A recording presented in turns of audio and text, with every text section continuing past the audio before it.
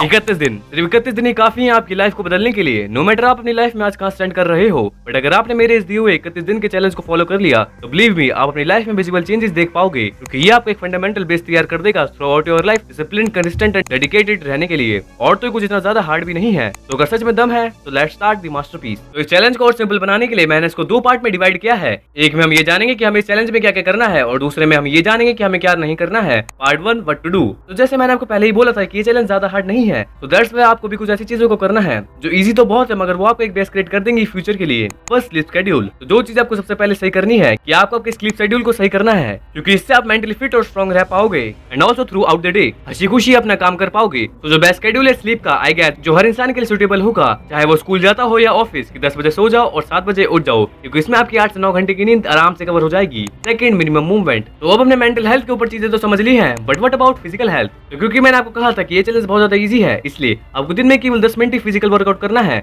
Walking हो सकती है या रनिंग भी, इन शॉर्ट कुछ भी करो बस जिसमें आपकी बॉडी में थोड़ी बहुत मूवमेंट हो, क्योंकि वर्कआउट करने से हमारी बॉडी में सेरोटोनिन हार्मोन सेक्रेट होता है, जिससे आपका मूड बेटर हो जाता है। Third, 30 minute of learning. तो एज दी पॉइंट तुम्हें रोज 31 दिनों तक 30 मिनट के लिए कोई ना कोई चीज सीखनी है। और हाँ, इसमें आपको अपनी स्कूल की पढ़ाई को ऐड नहीं करना है, ये अलग है। इसमें आपको अपनी सेल्फ लर्निंग पे काम करना है, जिसके लिए बेस्ट रहेगा अगर तुम बुक्स पढ़ते हो या फिर इंटेलेक्चुअल पॉडकास्ट सुनते हो। तो चलो अब आपको ये तो पता चल गया है कि आपको क्या करना है, मगर ये वीडियो अधूरी ही रह जाएगी और ये चैलेंज भी अगर आपने इस पार्ट को मिस कर दिया। तो part 2 what not to do. तो अच्छी चीजें करने के साथ साथ आपको ये भी ध्यान रखना है कि आप कुछ गलती ना कर दो जिससे आपके अच्छे कामों का असर कम हो जाए। First, no 0 days. तो मतलब मेरे जान आपको एक भी दिन ब्रेक नहीं लेना है, नहीं तो तुम्हें चैलेंज फिर से डे 1 से स्टार्ट करना पड़ जाएगा। बट अगर सिचुएशन कुछ ऐसी है कि आपका उस दिन कंटिन्यू रहना बहुत ज्यादा मुश्किल है, तो तुम उस दिन फॉर्मेलिटी के लिए उस काम को कर सकते हो। एग्जाम्पल, मैं रोज 3 घंटे पढ़ता हूँ, बट अगर किसी दिन मुझे पढ़ने का टाइम नहीं मिलता है तो मैं एटलीस्ट 15 मिनट तो पढ़ ही लेता हूँ, ताकि कंसिस्टेंसी ब्रेक ना हो। और हाँ, 2 दिन से ज्यादा इसे मत करना, नहीं तो आपको एक्सक्यूजेस देने की आदत पड़ जाएगी, फिर आप छोटी छोटी चीजों पे बहाने बनाने लग जाओगे। Second, no distraction. तो तुम्हें ये तो पता ही होगा कि अगर तुम तुम्हारी लाइफ में डिस्ट्रैक्टेड रहते हो तो तुम तुम्हारे एक्चुअल गोल को भूलने लग जाते हो। इसलिए अगर तुम्हें लगता है कि ये चीज मेरे लिए डिस्ट्रैक्शन है या हो सकती है, तो उसे अपनी लाइफ से रिमूव कर दो, whether it is social media और एनी पर्सन।